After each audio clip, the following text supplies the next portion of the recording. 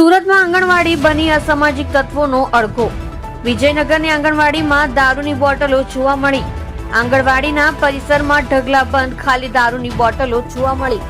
એક તરફ નાના ભૂલકાઓ મેળવી રહ્યા છે અભ્યાસ, તો બીજી બાજુ છે દારૂની બોટલો. રાત્રિ દરમિયાન અસામાજિક તત્વો કરતા હોય છે અહીં દારૂની મહેફિલ. 50 મીટરમાં જ ઉધના પોલીસ ચોકી આવી હોવા છતાં સામાજિક તત્વો મનાવી રહ્યા છે દારૂની મહેફિલ. તમે જોઈ રહ્યા છો સત્યને સાથ આપનાર સત્ય સમ્રાટ ન્યૂઝ ચેનલ તંત્રી શ્રી નિલેશભાઈ પાટીલની સાથે.